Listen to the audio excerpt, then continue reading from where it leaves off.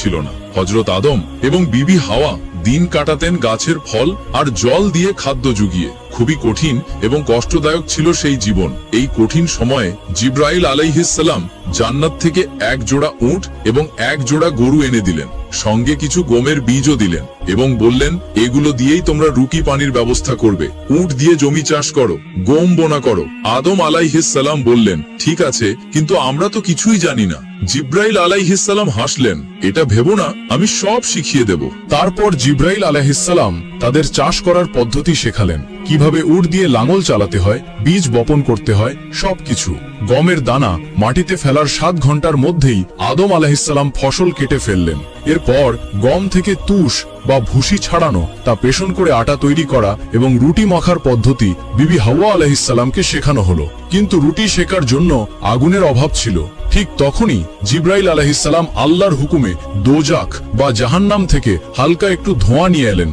যখন সেই ধোঁয়া মাটিতে রাখা হলো, মাটি দ্রুত জ্বলে গিয়ে একটি গভীর গর্ত তৈরি করলো। সেই ধোঁয়া দোজখের দিকেই পিছলে গেল। বারবার চেষ্টা করেও দোজখের ধোঁয়া পৃথিবীতে টিকিয়ে রাখা গেল না। তখন আল্লাহ বললেন, হে জিব্রাইল, এই আগুন পৃথিবীতে ততক্ষণ থাকবে না যতক্ষণ না তুমি একে রহমতের মাধ্যমে, অর্থাৎ রহমতের নদীতে ধুয়ে না আনো।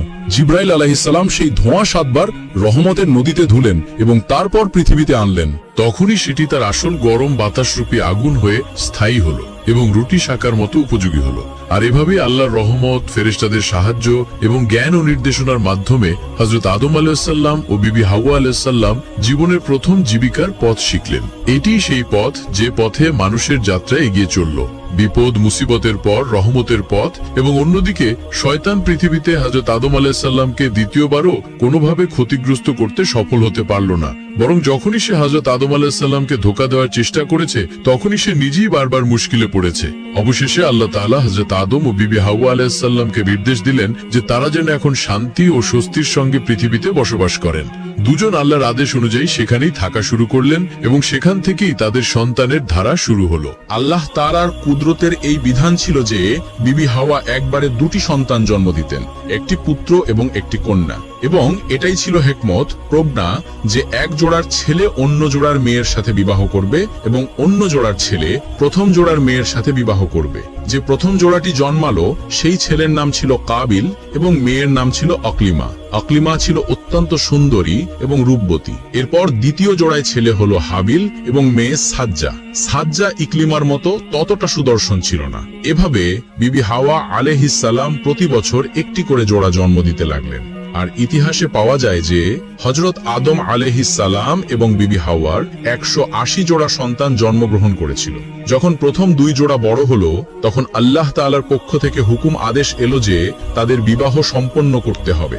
হযরত আদম আলাইহিস সালাম তাদের ডাকলেন এবং বললেন, আল্লাহ তাআলার হুকুম অনুযায়ী এখন তোমাদের নিকাহ হবে এবং এর পদ্ধতি হলো প্রথম জোড়ার ছেলে দ্বিতীয় জোড়ার মেয়ের সাথে এবং দ্বিতীয় জোড়ার ছেলে প্রথম জোড়ার মেয়ের সাথে নিকাহ করবে।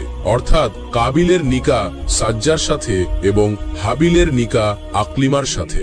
এটি শুনে কাবিল অস্বীকার করে বসলো।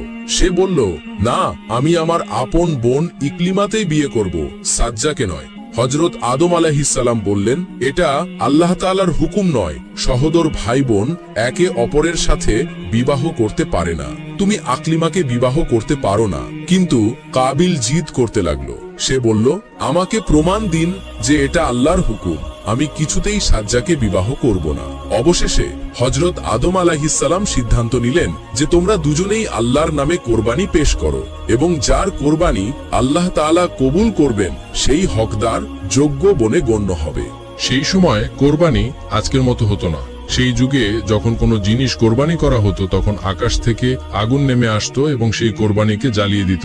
এটাই ছিল নিশানি, মানে লক্ষণ, যে আল্লাহ সেই কোরবানি কবুল করেছেন।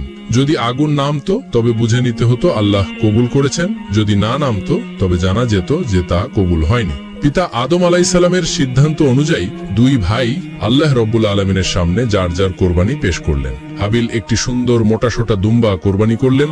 অন্যদিকে কাবিল তার জমি থেকে পাওয়া সামান্য কিছু সবজি ও শস্য পেশ করল।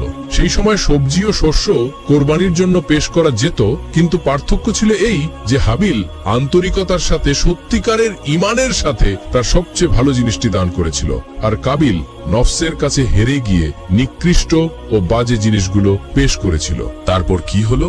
আকাশ থেকে আগুন নামলো এবং হাবিলের কোরবানি, সেই দুম্বাটি জ্বালিয়ে ছাই করে দিল। এটি ছিল নিশানি যে আল্লাহ তার কোরবানি কবুল করেছেন। কিন্তু কাবিলের সবজি ও শস্যের কিছুই হলো না, সেগুলো সেখানেই পড়ে রইল নিষ্প্রাণ শীতল। আল্লাহ সেগুলোকে কবুল করেননি। এখন সিদ্ধান্ত স্পষ্ট ছিল, হাবিলের নিকাহ আকলিমার সাথেই হবে। কিন্তু কাবিল এই অপমান, এই পরাজয় সহ্য করতে পারল না। তার হৃদয়ে আগুন লেগে গেল, হিংসার আগুন। সে রাগে কাঁপতে কাঁপতে বলল, তুই আকলিমাকে ছেড়ে দে, নয়তো আমি তোকে হত্যা করে ফেলব।